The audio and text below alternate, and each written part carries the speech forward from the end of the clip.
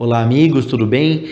Meu nome é Ari Fernandes e hoje vou responder para vocês a seguinte pergunta: o que acontece com os funcionários de uma empresa durante o processo de privatização? Vamos lá? Para responder essa pergunta, vou trazer para vocês alguns casos que ocorreram ao longo da história e que ilustram muito bem o que acontece com os empregados.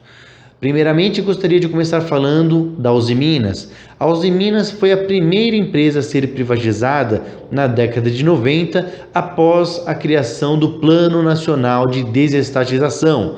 A Usiminas era uma empresa moderna, atualizada tecnologicamente e lucrativa, com um porte bastante significativo, aproximadamente 5 mil empregados.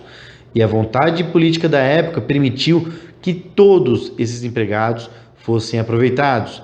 Lembro ainda que não são todos os empregados que detinham um know-how específico na área de siderurgia.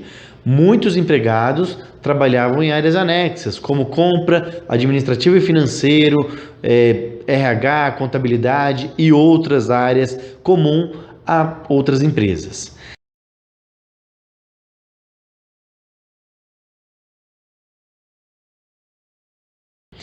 Outro caso que gostaria de trazer para vocês é a Lei 16.122, de 15 de janeiro de 2015.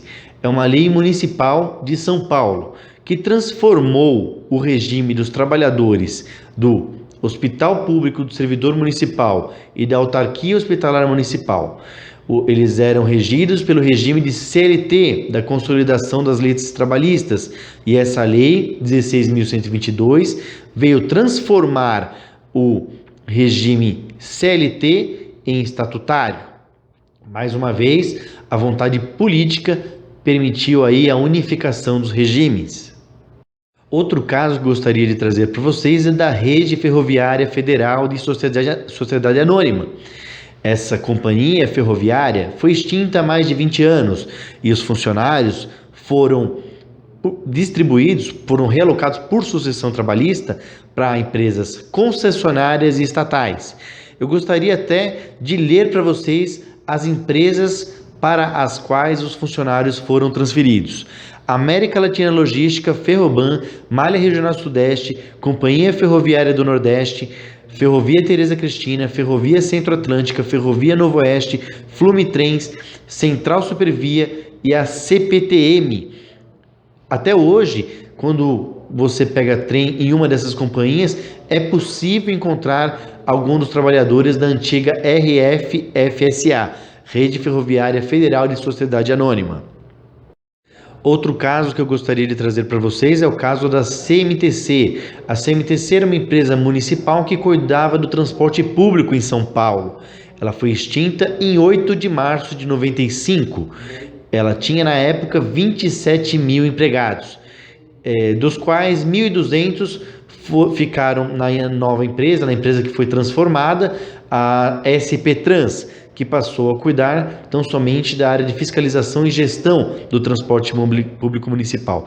A parte de operação, que também era cuidada pela CMTC, passou a ser cuidada por empresas concessionárias e cooperativas. Os empregados, em torno dos 27 mil, como eu falei, 1.200 ficaram na SP Trans.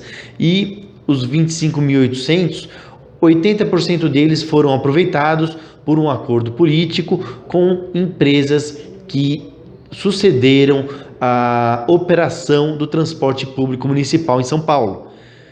Essas empresas absorveram os empregados.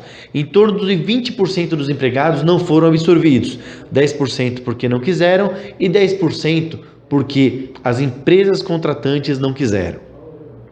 Outro caso que eu gostaria de trazer para vocês é do Banespa. O Banespa foi privatizado e comprado pelo Grupo Santander. E durante o acordo de privatização constava no edital esse acordo que possibilitou a estabilidade dos empregados por mais 2 anos após a privatização. Fim desse prazo, o grupo ainda prolongou por mais 90 dias a estabilidade de 13 mil empregados antes de lançar um plano de demissão voluntária que tinha por finalidade abarcar um total de 900 empregados. Gostaria de trazer para vocês também a Infraero, o caso da Infraero. A Infraero, os empregados foram cedidos para outros órgãos públicos que necessitavam de mão de obra. E esses empregados passaram a fazer parte da folha de pagamento daqueles novos órgãos. E um acordo com o sindicato permitiu que esses empregados tivessem estabilidade por 6 anos. Estabilidade essa que finda em 2020, pois esse processo iniciou em 2014. Voltemos à nossa pergunta. O que acontece com os empregados de uma empresa quando ela é privatizada? A resposta é simples. Depende de vontade política. Havendo vontade política, como eu citei aqui, no caso da Usiminas, os empregados podem ser aproveitados na mesma empresa que o investidor está comprando. Havendo vontade política, pode haver uma lei mudando até o regime, como aconteceu no Hospital do Servidor Municipal e na Autarquia Hospitalar Municipal. No caso da Rede Ferroviária Federal, a gente pode ver que os empregados foram realocados em outras empresas, sendo elas estatais e concessionárias. No caso da CMTC, os empregados foram realocados, foram contratados por empresas privadas que passaram a prestar o serviço no transporte municipal em São Paulo. No caso do Banespa, deu-se uma estabilidade para que os empregados se preparassem para esse momento e muitos ainda foram aproveitados após os 2 anos de estabilidade. No caso da Infraero, os empregados, para não serem dispensados, foram cedidos a outros órgãos e tiveram estabilidade por 6 anos.